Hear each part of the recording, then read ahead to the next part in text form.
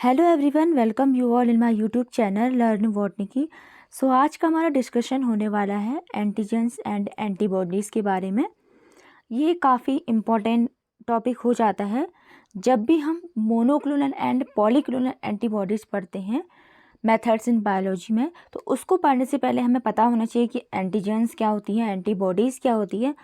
आज हमारा detail discussion रहेगा about antibodies.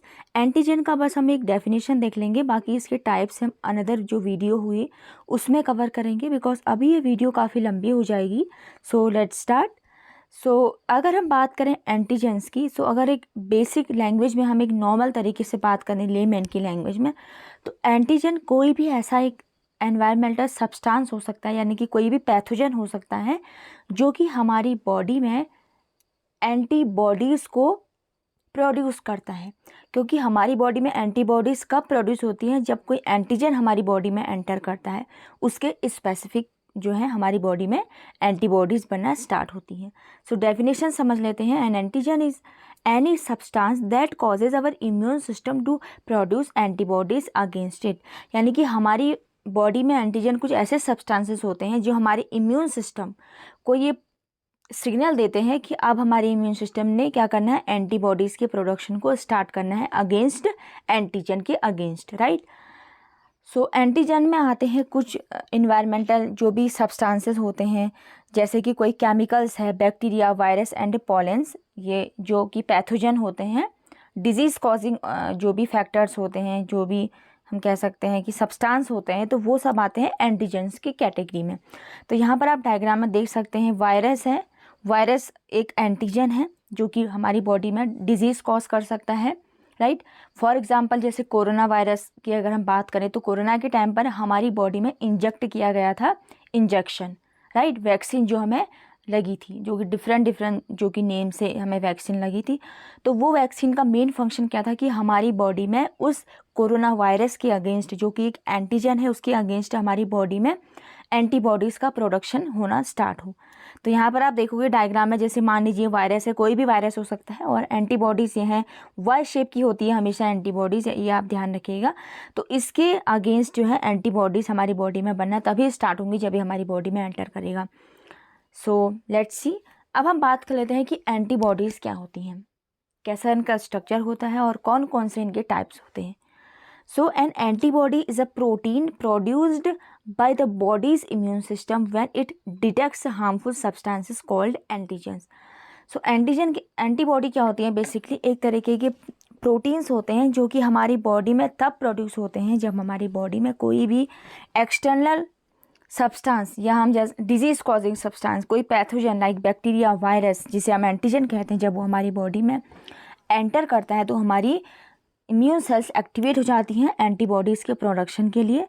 For example antigens जैसे माइक्रो ऑर्गेनिज्म भी हमने डिस्कस किया था, बैक्टीरिया, फंजाई, पैरासाइट्स, वायरसेस और केमिकल्स, इनके अगेंस्ट हमारी बॉडी में जब प्रोटीन बनना स्टार्ट होती है तो उसे हम एंटीबॉडीज़ कहते हैं। या दूसरी डेफिनेशन देख लेते हैं कि एंटीबॉडीज़ एक प्रोटीन होती हैं जो कि हमारी बॉडी में B lymphocyte, this is very important point, इसको आप हमेशा याद रखिएगा। हमेशा पूछा जाता है कि हमारी बॉडी की कौन सी सेल्स जो होती हैं एंटीबॉडीज़ का प्रोडक्शन के लिए रिस्पॉन्सिबल होती हैं। These are B lymphocytes in our body, जो कि हमारी बॉडी में एंटीजन के अगेंस्ट जो है प्रोड्यूस होती हैं या उनका प्रोडक्शन होता है।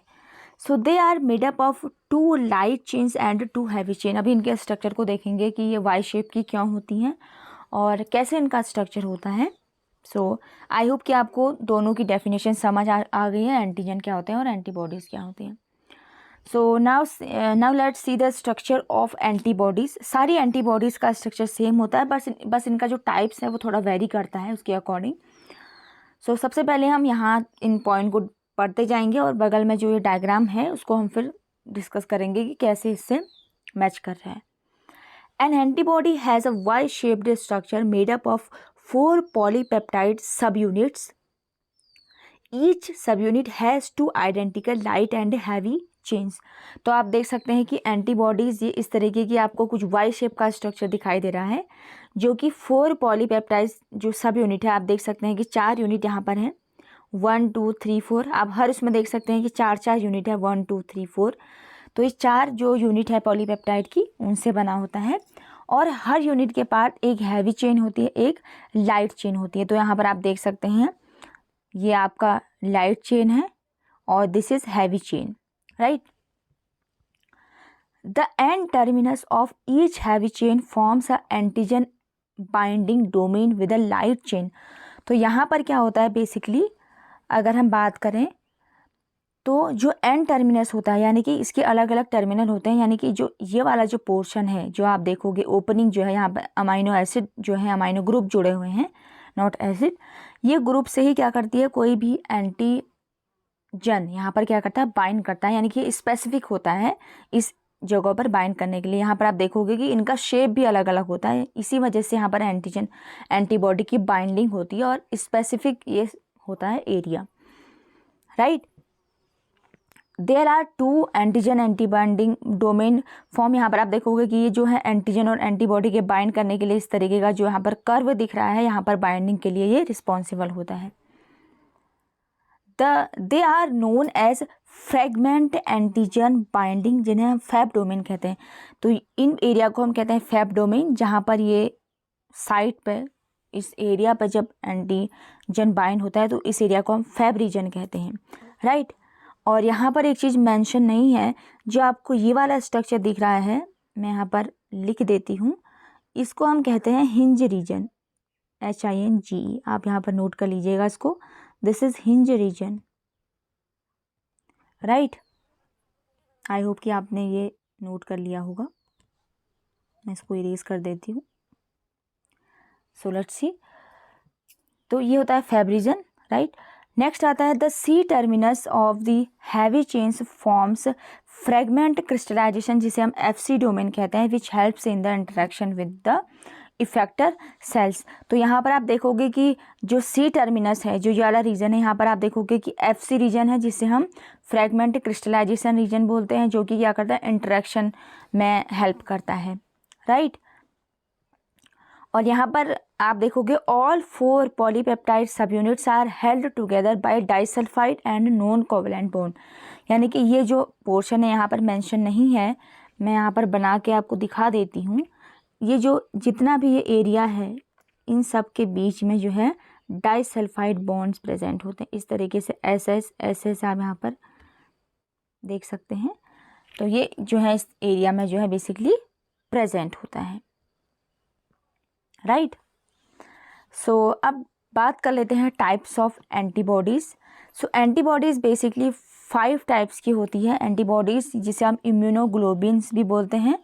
और यहाँ पर एक चीज़ मैंने यहाँ पर मेंशन नहीं की है, आप यहाँ पर लिख लीजिएगा, एंटीजन को हम इम्यूनोजन भी बोलते हैं, right. These are also known as immunogens. तो आप यहाँ पर नोट कर लीजिएगा, कभी कभी इम्यूनोजन करके भी क्वेश्चन आ जाता है, तो आपको कंफ्यूज नहीं होना, याद रखना है कि एंटीजन को ही हम इम्यूनोजन भी कहते हैं।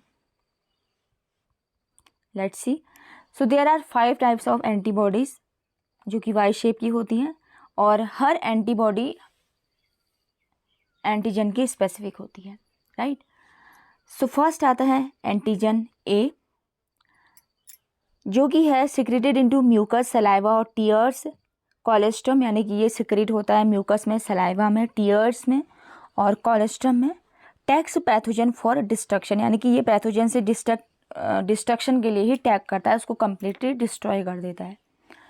नेक्स्ट है, इसका आप स्ट्रक्चर देख लेते हैं, सबके स्ट्रक्चर थोड़ा डिफरेंट हैं। इम्यूनोग्लोबिन ए का स्ट्रक्चर आप इस तरीके का देखोगे। इम्यूनोग्लोबिन डी जो कि बिल्कुल वाई शेप का ही है, जो कि बी सेल रिसेप्टर होता है, जो कि स्टिमुलेट करता है इम्यूनोग्लोबिन एम को, यानी कि ये जो है ID immunoglobulin D is responsible for the stimulation release of immunoglobulin M. Again immunoglobulin E आता है थर्ड वन, और इसका काम होता है जो कि बाइंड करता है मास्ट सेल से और बेसोफिल से, allergy and anti parasitic activities की होती है। नेक्स्ट आता है इम्यूनोग्लोबिन जी, जो कि बाइंड करता है फैगोसाइट से, राइट, जो कि सेल को इनगल्फ कर लेती है, फैगोसिटिक सेल्स। और main blood antibody for secondary responses के लिए रिस्पॉन्सेस होती है, और ये प्लेसेंटा को क्रॉस कर सकती है, ये आपको याद रखना है, this is very important point, कि कौन सी ऐसी इम्यूनोग्लोबिन है जो प्लेसेंटा को क्रॉस कर सकती है ड्यूरिंग द डेवलपमेंट प्रोसेस, तो that is immunoglobin G. Next है इम्यूनोग्लोबिन एम, जिसका स्ट्रक्चर थोड़ा डिफरेंट है, जिसमें कि आप देखोगे 5 यूनिट्स होती हैं वाई शेप्ड, जो एंटी बॉडीज़ हैं उसकी। So this is fixes complement main antibody of primary responses. B cell receptor होती हैं जो कि इम्यून सिस्टम मेमोरी के लिए रिस्पॉन्सिबल होती हैं। सो ये 5 टाइप्स की होती हैं एंटीबॉडीज़। सो ये था अबाउट दी एंटीबॉडी और इसका स्ट्रक्चर और डेफिनेशन। और if you like this video, do like, share and subscribe my channel. Thank you for watching.